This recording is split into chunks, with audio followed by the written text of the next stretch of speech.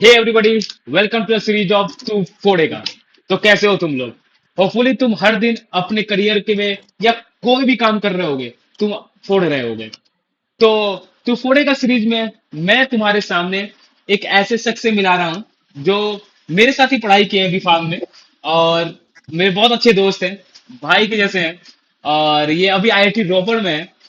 तो इसने क्या फोड़ा, आज वो तुम्हें मोटिवेट करेगा, उस डायरेक्शन में तुम्हें आगे बढ़ने का एक मोटिवेशन देगा।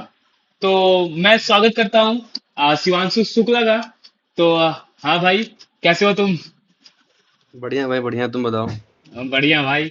तो यार, ये तू फोड़े का सीरीज में तुम्हारा स्वागत है। और मैं ये एक धन्यवाद। सीरीज लेकर आया हूँ जहाँ पे मैं बता रहा हूँ जो मेरे जानने वाले हो, जो भी कुछ ना कुछ फोड़ा है एक अपने लाइफ में, उसको मैं लेकर आ रहा हूँ कि इनको लगे कि अगर ये हम कर सकते हैं तो ये आराम से कर सकते हैं। तो भाई यार, तुम अपने बारे में बता दो कि अभी क्या कर रहे हो, तुम्हारा नाम क्या है, कहाँ से पढ़ाई किया है? अभी तो आईआईटी रोपड़ से एमटेक कर रहे हैं बायोमेडिकल इंजीनियरिंग में। और इससे पहले हमने बी फार्म किया था बीआरडी मेडिकल कॉलेज गोरखपुर से। Okay okay. तो बेसिकली तुम गेट के थ्रू गए हो, ठीक है। हम्म। तो बच्चों के मन में सवाल होता है कि गेट के लिए पढ़े क्या, कहाँ से सोर्स, तुम्हारा क्या सोर्स था, कहाँ से पढ़ाई किए, कुछ बुक ऐसा जो तुम इनको बता सको। गेट में तो जैसे क्या होता है ना कि कुछ होते सब्जेक्ट, जैसे केमिस्ट्री आती है, हम्म, एक जी आता है हमारा एप्टीट्यूड वाला आता है, उसके बाद biochemistry, microbiology, botany, zoology, microbiology, और एक होता है फूड का कुछ, ठीक है। तो जिसमें एप्टीट्यूड और केमिस्ट्री कंपलसरी होती है, और बाकी दो कोई रहते हैं ऑप्शनल, तो तुम अपनी मर्जी से कोई दो चूज कर सकते हो। फिर इसके बाद प्रीवियस ईयर क्वेश्चन उठा लो किसी भी पब्लिकेशन के, या फिर बुक्स उठा लो कोई, जैसे हमने जीकेपी पब्लिकेशन था उसकी हमने बुक्स ली थी। तो उसमें थोड़ा मटेरियल था पढ़ने का भी, और प्रीवियस ईयर क्वेश्चन क्वेश्चन थे, तो हमने तो वहीं से पढ़ा था। बाकी केमिस्ट्री होनी चाहिए स्ट्रॉन्ग, क्योंकि वो कंपलसरी सब्जेक्ट है, और कट ऑफ वगैरह उससे क्लियर होता है, क्योंकि उसका वेटेज ज़्यादा होता है। मतलब 100 नंबर का पेपर होता है, उसमें से 30 नंबर केमिस्ट्री का होता है। सॉरी, 75 का पेपर होता है, 30 नंबर केमिस्ट्री का होता है, 15 नंबर होता है एप्टीट्यूड का। बाकी ऐसे बाकी जो बचा पोर्सन है वो दो में डिवाइड होता है, जो तुम्हारे होंगे होंगे ऑप्शनल। तो ये 30 नंबर बहुत ज़्यादा होते हैं, तो अगर तुम्हारी कमांड केमिस्ट्री में अच्छी है, तो तुम समझो कि कट ऑफ के आसपास तुम केमिस्ट्री से पहुंच जाओगे। और दूसरा तुम्हारा एप्टीट्यूड है, थोड़ा लॉजिकल क्वेश्चन सॉल्व करते रहो, तो तुम्हारा उसमें बहुत तुम्हें हेल्प करता है। बाकी जो तुम्हें जिसमें तुमको इंटरेस्ट है, चाहे बायोलॉजी, चाहे सॉरी जूलॉजी हो, बॉटनी हो, बायोकेमिस्ट्री, जिसमें तुम्हारा इंटरेस्ट हो, थोड़ा बहुत हल्का हल्का उसमें नॉलेज ले लो, तो ये सब करके कुछ ना कुछ ठीक ठाक नंबर आ जाते हैं। ओके। तो देखो यार, फार्मेसी के लाइन से हम सब है, जो भी ये वीडियो देख रहा है वो फार्मेसी के लाइन से है। जो नहीं देख रहा है ठीक है, वो भी एमएससी या बीएससी जो भी कर रहा है। तो यार, हम्म। फार्मेसी के लाइन में सब चाहते हैं कि वो एमएस फार्म करे या एम फार्म करे। तुम्हारे दिमाग में कैसे आया, जो देख रहा है गेट की तैयारी करने के लिए, तुम्हारे लाइफ में वो क्या था कि नहीं यार, मुझे नाइपर में नहीं, मुझे आईआईटी में जाना है, तो ऐसा क्या था? तो मेरा जो इंटरेस्ट जो था फार्मा फील्ड में कम हो गया था, कम था। ओके हमें कुछ थोड़ा सा अलग करना था, टेक्निकल फील्ड फील्ड में आना था हमें। ओके। कुछ हमें अपना मेडिकल डिवाइस में स्टार्टअप करना था। इस वजह से हमें जब पता चला कि आईआईटी के थ्रू हम लोग बी फार्म का एमटेक कर सकते हैं इस लाइफ साइंस की स्ट्रीम में, बायोमेडिकल में या बायोटेक वगैरह में, तो फिर हमने ये फिर गेट का सोचा था कि गेट देंगे और आईआईटी में एडमिशन लेंगे, ताकि जो हमारा इंटरेस्ट है मेडिकल डिवाइस फील्ड में कुछ अपना डिवाइस डेवलप करके उसको मार्केट करने का, तो वो सोच के हमने फिर ये इस तरफ आया। ओके। तो जैसे कि काउंसलिंग प्रोसेस के बारे में, जैसे बताए कि आईआईटी बेचू है, आईआईटी रोपड़ है, जैसे नाइपर में एक मतलब कोई एक नाइपर कराता है जहाँ पे सब कुछ, सारे कॉलेज, हम्म। 7 नाइपर है उनको सीट अलॉट होता है। तो काउंसलिंग हम्म। प्रोसेस, जैसे कि रिजल्ट आ गया, जिसका अभी गेट का हम्म। रिजल्ट आ गया, तो काउंसलिंग हम्म। प्रोसेस कैसा होता है, कैसे होता है इसका?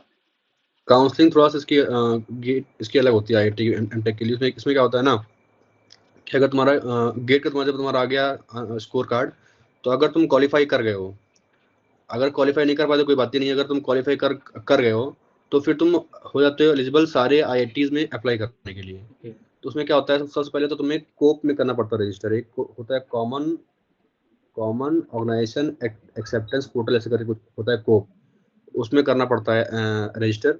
उसके बाद तुमको उससे एक रजिस्ट्रेशन नंबर तुमको मिल जाएगा। उस नंबर के थ्रू तुमको जिस जिस आईआईटी में जिस जिस कोर्स के तुमको जिसमें तुम इंटरेस्टेड हो, तुमको हर आईआईटी का अलग फॉर्म भरना पड़ेगा, हर कोर्स के लिए जिसमें तुम इंटरेस्टेड हो सबका तुमको अलग फॉर्म भरना पड़ेगा। अभी तक क्या था ना कि तुमने किसी एक जगह तुमने रजिस्टर कर दिया, अब तुम्हारा उसी के थ्रू तुम्हारा हर जगह का फॉर्म भर गया, लेकिन यहाँ है कि हर आईआईटी का अलग फॉर्म भरना पड़ता है। फिर जिस जिस आईआईटी में तुम हो जाओगे शॉर्टलिस्ट, तो उस आईआईटी का तुम्हें ऑफर आएगा कोप पे। जैसे मान लो आईआईटी, जैसे हमें आईआईटी रोपड़ का आया था, आईआईटी बीएचयू, आईआईटी जम्मू वगैरह का ऑफर में आया था, तो उसका ऑफर आता है कोप में। फिर इसके बाद तुम्हारा सेम होता है प्रोसेस कि तुम्हें फ्रीज करना है, फ्लोट करना है या वेट करना है, फिर इसके आगे का सेम होता है प्रोसेस। बस होता है फॉर्म सबका अलग अलग भरना होता है आईआईटी का। बेसिकली फॉर्म सबके अलग अलग होते हैं, सबके तो हाँ, इंडिविजुअल फॉर्म सबकी भर। वेबसाइट, ऑफिशियल वेबसाइट है, तुम्हें सबका फॉर्म भरना होता है अलग। Okay okay. तो जैसे कि जैसे कि हम फार्मेसी फील्ड से हैं और ये हम्म, टेक्निकल कोर्स है, टेक्निकल डिपार्टमेंट है, तो हमें क्या स्ट्रगल आ रही है? जैसे तुम वहां पे हो अभी, 1 साल लगभग होने को आया, तो क्या हम्म। दिक्कत है, क्या स्ट्रगल क्या हुआ कि यार यहाँ पे स्ट्रगल हो रहा है, यहाँ से चीजें ये सही होती ऐसी होती तो ज्यादा सही होता, तो क्या हुआ? स्ट्रगल तो यार है कि पूरा का पूरा स्ट्रीम ही चेंज हो गया। हम्म अभी तक क्या था कि बी फार्म वगैरह में हम लोग को पूरा काम वेट लैब का था। हम्म। हम लोगों को केमिकल्स से साथ खेलना था, रिएक्शंस, ये चीज वो चीज। यहाँ पे पूरा काम ड्राई लैब का है। ओके। समस्या समस्या सबसे ज्यादा हम लोग की आई कि हम लोग का कंप्यूटेशनल का बैकग्राउंड बिल्कुल जीरो था। हाँ। हम लोगों ने कभी कोडिंग वगैरह करी नहीं, कोई कंप्यूटेशनल लैंग्वेज सीखी नहीं, इलेक्ट्रॉनिक्स हम लोगों ने कुछ पढ़ी नहीं। हम्म, अब हमारा जिस फील्ड में हमारा इंटरेस्ट है, हमको वही करना पड़ रहा है कि इलेक्ट्रॉनिक्स सीखनी पड़ रही है, एक कोडिंग लैंग्वेज सीखनी पड़ रही है। तो ये सब बिल्कुल हम लोगों का बैकग्राउंड जीरो था पहले बी फार्म में। तो ये सब बहुत दिक्कत यहाँ पे हो रही है, क्योंकि सब नया नया सा है ओके, ओके। और सब पढ़ना पड़ेगा ही। हम्म। तो ये दिक्कत आ रही है। जैसे कि अभी कोई गेट की तैयारी कर रहा है, उसको इस तरह तैयारी स्टार्ट किया है, तुम क्या बोलोगे कि अगर अगर वो मान लो जैसे यहाँ भी कई सब्जेक्ट, कई स्ट्रीम्स है ना, जैसे कि advance biology, cancer biology, immunology, हाँ, अगर उसको इन सब में इंटरेस्ट तो कोई दिक्कत नहीं है। फिर तो अपना वेट लैब का काम करते रहे। लेकिन जैसे जिसको एआई हेल्थ केयर में आना है कोई सेंसर डेवलप करना है उसको, हम्म। अगर इस टाइप में अगर फील्ड में उसको इंटरेस्ट है, तो अभी से ही कुछ ना कॉम्पिटिशनल लैंग्वेज या फिर उस फील्ड में कुछ सोचना शुरू कर दे या फिर कुछ पढ़ना शुरू कर दे। जैसे कि तुम एक स्पेसिफिक बताओगे कि अगर तुम्हें वेट लैब में काम करना है, वो भी है तो वैसे कौन से ब्रांच ऑफर होते हैं, पहले ये क्लियर कर दो कि गेट्स के थ्रू फार्मेसी इंडिविजुअल को। जैसे एक तो होता है बायोमेडिकल इंजीनियरिंग होता है, हाँ हाँ। एक होता है बायोकेमिकल इंजीनियरिंग होता है, ओके। एक तुम्हारा होता है बायोटेक्नोलॉजी होता है। हम्म, मतलब मोरलेस तीन ही मेन स्ट्रीम है लाइफ साइंस के। और बाकी स्ट्रीम में इनके ही पार्ट्स हैं, ओके। इनके स्पेशलाइजेशन है, इनके पार्ट मतलब बेसिकली तीन ही हैं। अब इसमें भी कई सारे कोर्स होते हैं फ्लोट, जैसे कि हम लोग का लास्ट सेमेस्टर कोर्स फ्लोट हुए थे। एक था बायो मटेरियल्स पे, जो हाँ। कि इम्प्लांट्स में काम करते हैं। ओके। एक हमारा था बेसिक इलेक्ट्रॉनिक्स सर्किट, जिसमें हमारा होता है। एक हमारा था एआई इन हेल्थ केयर, जिसमें कोडिंग वगैरह काम आता है। और एक हमारा था ह्यूमन फिजियोलॉजी, ओके। जो कि पूरा काम वेट लैब का ही है। इस सेमेस्टर में हमारे कोर्स जो फ्लोट हुए हैं, एक है एडवांस बायोलॉजी, पूरा काम वेट लैब का है, पूरा काम वेट लैब का उसमें है। एक है मेडिकल डिवाइसेस, जिसमें सर्किट वगैरह आ रहा है। और एक है प्रोस्थेटिक्स, जो हम लोग जो नहीं प्रोस्थेटिक आर्म आर्म वगैरह होती है, हाथ वगैरह होते हैं, हाँ। वो सब कोर्स है। और एक है बायोमेम्स, सेंसर अगेन, उसमें पूरा काम सेंसर का ही है। और एक ऐसे सब्जेक्ट है रिसर्च एथिक्स, वो तो मतलब किसी मतलब का नहीं है। तो डिपेंड करता है तुम्हारा इंटरेस्ट कहाँ पर है, ओके। किस फील्ड में तुम्हारा इंटरेस्ट है, किसकी तुम्हें रिसर्च लैब में तुम्हें काम करना है। तो वैसे ही तुम्हें अपना पूरा काम करना पड़ेगा। जैसे तो हमारा अगर मैं पूछूं कि तुम किसको ये सजेस्ट करना चाहोगे, किसको जाना चाहिए, जैसे कि तुम फार्मा लेवल पर देखोगे कौन कैसा पढ़ता है, क्या पढ़ते हैं, तो किसको इस फील्ड में जाना चाहिए, मतलब एक इंडिविजुअल की हाँ इसमें अच्छी ग्रोथ मिलेगी तुमको, कि क्या चीजें अभी वो तैयारी कर जाए अगर जाना है तो है। मतलब बात वही इंटरेस्ट की है ना। हाँ। अगर जैसे जिसको फार्मा फील्ड में इंटरेस्ट है कि अब उसको कुछ ऐसा ड्रग डिलीवरी काम करना है, हाँ हाँ। या फिर कोई ऐसा ड्रग की रिसर्च उसे करनी, तो ऑब्वियसली बात है उसको एम फार्म या फिर उसमें रिसर्च करनी पड़ेगी। बाकी जिसको टेक्निकल फील्ड में काम करना है हम्म। कि दवाइयों से हट के ओके। कुछ ऐसा बनाना है, प्रोस्थेटिक्स बनाना है उसको, या कोई ऐसी मेडिकल डिवाइस बनानी है जो हेल्थ केयर में काम आए, या फिर एआई के थ्रू हेल्थ केयर में काम करना चाहता है, तो फिर इस फील्ड में आए। अगर वेट लैब का काम भी इसमें है, अगर इंटरेस्ट है तो वो भी कर सकता है। लेकिन अगर कोर उसको जैसे है ना, अपना फार्माकोलॉजी पे काम करना है, अपना क्या था फार्माकोलॉजी था, एक क्या था analysis, pharmacology, medicinal pharmaceutics chemistry, वगैरह जो, हाँ। अगर फार्मास्यूटिक्स। उसको इन सब में इंटरेस्ट है तो भाई फिर अपना एम फार्म देखे। हम्म। बाकी इन सब के अलावा किसी चीज़ में उसको इंटरेस्ट है कि डायरेक्ट डिलीवरी कैसे, टारगेट कैसे, हमारा टारगेट हमारा क्या है, मेडिकल डिवाइस में कुछ हो डायरेक्ट ऐसा। डिलीवरी, हाँ, तो फिर वो इधर वो आए। ओके। तो यार देखो, नाइपर या हो गेट, कोई भी एग्जाम देता है एक चीज के लिए, यार वहां पे प्लेसमेंट कैसा होता है? जैसे कि अब तो ओवरऑल सबको जानना होगा कि वहां पे प्लेसमेंट कैसा है। जैसे कि अभी भी बहुत न्यू ब्रांच खुल रही है सारे आईआईटी में, अभी ये बहुत ज्यादा ऊपर आ रहा है ये चीजें। तो अभी हुँ। प्लेसमेंट क्या है तुम्हारे यहाँ? कब चीजें ये खुली है? तुम्हारी ब्रांच कब आया वहां पे आईआईटी रोपर में ऐसा? हमारे यहाँ जो आईटी ये हमारा ब्रांच है, ये 2016 से स्टार्ट हुआ था। हम्म। तो प्लेसमेंट ऑल ओवर एवरेज है, वही 15 से 18 लाख के आसपास जो हम लोग हमारे सीनियर्स निकले हैं। 2022 तक यहाँ से प्लेसमेंट अच्छी रही है। लास्ट बैच जो था उसकी कुछ खास अभी प्लेसमेंट हुई नहीं। बाकी जो हमारे पहले जो सीनियर्स थे मतलब बेसिकली ज़्यादातर जो प्लेसमेंट लगी लगी नॉन कोर में। नॉन कोडिंग, हाँ, सब जगह। ज़्यादातर जो मतलब अच्छा जो पैसा है वो नॉन कोर में मिल रहा है। ओके। जैसे हमारे सीनियर्स जो हैं, कुछ लोग इमेजिंग का काम कर रहे हैं, एआई पे काम कर रहे हैं, उनका ही पैकेज अच्छा है कि वो 18-20 लाख के आसपास खेल रहे हैं। तो बाकी वो जो हैं वो मैं पूछना चाहूंगा, क्या वो फार्मा के बैकग्राउंड से थे हाँ, कि? कर सकते हैं। ओके 2 साल तुमको टाइम मिल रहा है तुमको यहाँ पे। Okay okay. पूरा 1 साल तुम्हें करना प्रोजेक्ट जो तुमको, जहाँ तुमको इंटरेस्ट है, अपनी स्किल डेवलप करो, तुम कर सकते हो।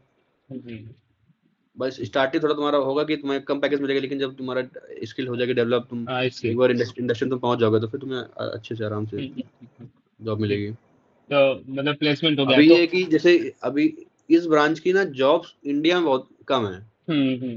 क्योंकि क्या है ना कि जहाँ पे हमको इंटरेस्ट है मेडिकल डिवाइस वगैरह में, तो अभी इंडिया में ऐसी कोई कंपनी है ही नहीं जो मेडिकल डिवाइस बनाती हो। इंडिया में बहुत कम हाँ कंपनी है हाँ और हाँ बहुत हाँ। छोटी कंपनी है। हम्म।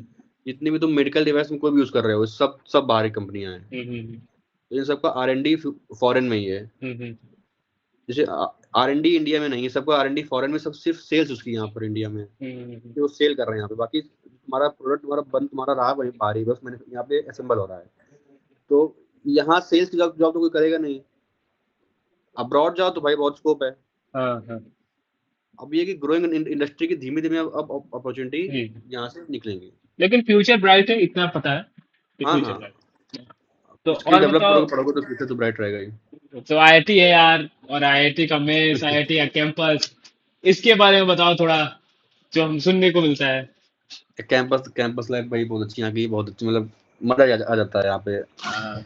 हर चीज़ है, हम्म। खेल-कूद, घूमना-फिरना, पढ़ना तो खैर है ही है, दिन भर वो सबसे लग जाता लास्ट है। में आता है। तुम भी जान रहे हो कितना क्या करना पड़ता है। बाकी हाँ कल्चरल फेस्ट होते रहते हैं, हर मतलब यहाँ पे ना कि हर अल्टरनेट वीक पे यहाँ पे कोई ना कोई फेस्ट होता है, हाँ हाँ जिसमें हाँ। DJ night, DJ. Concert, games, ये सब चलते रहते हैं। तो ना टाइम पास का अच्छा अच्छा माहौल रहता है। जैसे टाइम अभी पास का इसी बहुत। इसी इसी वीकेंड में ई समिट हुआ था, हाँ तो डीजे नाइट भी हुई, कॉन्सर्ट भी हुआ, सूफी नाइट हुई, ड्रिफ्ट शो हुए, कार के, बाइक के, तमाम चीज़ें होती रहती है। तो टाइम पास होता रहता है। बाकी कैंपस बहुत अच्छा है। एक जो है ना कि शहर से दूर है, हम्म पॉल्यूशन बिल्कुल नहीं है, हम्म। चहल-पहल बिल्कुल नहीं है। तो मतलब बिल्कुल पॉज़ एरिया है। अगर तुम एक बार दिमाग खराब है, कोई ना टेंशन वगैरह, तुम निकल जाओ एक बार बस रोड पे, ओके। कैंपस वॉक करो। इतनी हरियाली है, इतनी अच्छी हवा है, बिल्कुल ठंडी-ठंडी हवा, तो दिमाग शांत हो जाता है। पॉल्यूशन यहाँ पर है नहीं, ज़्यादा फालतू के लोग मिलते नहीं, बस बहुत शांत जगह है, पॉज़ एरिया ओके, तो ये मेरा लास्ट या सेकेंड लास्ट क्वेश्चन होगा कि है। वहाँ के सीनियर्स, जैसे कि हम कभी हुँ। कहीं भी जाते हैं तो सीनियर्स बहुत तुम भी एक सीनियर हो, हम भी एक सीनियर है, हमारे भी सीनियर थे, और हुँ, फैकल्टी, वो कैसा हुँ। माहौल है वहाँ पे, उसके बारे में थोड़ा बताओ। फैकल्टी तो दोनों टाइप की हैं। जैसे अपने यहाँ तुम देखते थे कि हर टाइप फैकल्टी थी। हाँ हाँ एक पंकज सर थे, एक महेंद्र सर थे, दोनों अपनी जगह सही हैं। हाँ हाँ, ठीक है। ऐसे यहाँ पर भी कि कुछ फैकल्टी बहुत स्ट्रिक्ट हैं काम को लेके, कुछ हम्म फैकल्टी फ्लेक्सिबल रहती हैं कि हम्म वो काम के साथ-साथ दूसरी चीज़ में इन्वॉल्व रहती हैं। तो हम्म। फैकल्टी का मोर और लेस वही है। बाकी सीनियर्स का यहाँ पर ये है कि इतना, जैसे हम लोग क्या ना था, सीनियर्स सीनियर्स हाँ ऐसा हाँ, यहाँ पर नहीं है। यहाँ पे नहीं। हाँ, कि अपने यहाँ था ना कि सीनियर है तुम जूनियर, हम सीनियर है तुम जूनियर हो। यहाँ पे ये कल्चर तो खैर यहाँ पे नहीं है। ओके। यहाँ पे जैसे हम लोग की आदत है ना कि सीनियर को सर बोलने की, हाँ हाँ तो हाँ, यहाँ पे ना बॉस। अगर सर-वर बोलो तो बोलते हैं, "अरे नहीं भाई, तुम भैया ओके बोलो या नाम लो, ऐसे सर-वर बोलने की ज़रूरत नहीं है।" ओके यहाँ हाँ, अपने यहाँ का सीन खैर यहाँ पे नहीं है। ओके, तो मतलब हुँ, यही था। तो हुँ, यार हुँ, अगर तुम पहला थॉट अगर दिमाग में लाओगे कि एक आईआईटी का टैग और एक आईआईटी में जाना, तो तुमको हुँ। सबसे अच्छा क्या लगता है? अगर ये मेरा लास्ट क्वेश्चन है तो सबसे अच्छा क्या है वहां पे? यार एक तो मतलब ये होता है ना कि आईआईटीएन बन गए, हाँ हाँ हाँ सपना होता है लोगों का आईआईटी हाँ कैंपस में, हाँ हाँ आईआईटी कैंपस ला जीना, आईआईटी में पढ़ना, तो एक ना हमारा भी घर वालों का भी ना एक बिल्कुल, समझ रहे हो क्या बताएं अब हम, कि कभी पहले सोचा नहीं था इस बारे में। हाँ, ये तो सही बात है। उसके बाद अब आईआईटी के टैग लग गया ना, कहीं भी जाओ तो इज्जत होती है। सही सही सही बात है। अरे वो आईआईटी में बैठा हुआ है, तो ये अच्छा लगता है। हाँ, चलो बढ़िया है। तो यही सब बातें थी जो तुम्हें वही बता सकता है जो वहां पर है, जो आईआईटी में। तो हाँ, थैंक यू भाई। अपने जूनियर्स को जो तुम्हारे पास जाने वाले इस साल भी अगले साल भी, उनको हाँ, बताने के लिए और एक डायरेक्शन देने के लिए कि किसको आना चाहिए किसको नहीं आना चाहिए, क्या पढ़ना चाहिए क्या नहीं पढ़ना चाहिए। तो हम्म। थैंक यू सो मच इस सीरीज में आने के लिए। एंड चलो लास्ट फिर। में एक बात, जो हाँ। भी मान लो अगर लोग इंटरेस्टेड है तो उनको यही बात सजेस्ट करेंगे कि अगर इस फील्ड में आ रहे हो तो अपना एआई स्ट्रॉन्ग करके आओ। Okay okay. अगर अगर इस फील्ड में अगर आ गए और तुम्हारा एआई तुम्हारा स्ट्रॉन्ग है, तो फिर जॉब की बहुत सारी अपॉर्चुनिटी है। चलो फिर इसी साथ इस वीडियो को एंड करेंगे। और ठीक तुम है लोग भाई। को भी बोलना चाहूंगा, देखो यार यहाँ पे जो भी है ना, सब एवरेज है। कोई भी बहुत पढ़ने में अच्छा नहीं था। और तुम सोच रहे हो कि अरे यार आईआईटी निकला है तो बहुत एक्स्ट्रा ऑर्डिनरी कुछ होगा, ऐसा कुछ नहीं है। वो हर दिन, मतलब कि तुम्हें गैप नहीं देना है, हर दिन पढ़ने से हो जाता है। 1 घंटे पढ़ो या 2 घंटे पढ़ो, हर दिन पढ़ो। तो इसी के साथ इस वीडियो को एंड करूंगा। और मैं लास्ट में यही बोलना चाहूंगा कि अगर ये हम कर सकते हैं तो ये तुम भी कर सकते हो। Thank you for watching this video, keep watching. Bye bye. Thank you.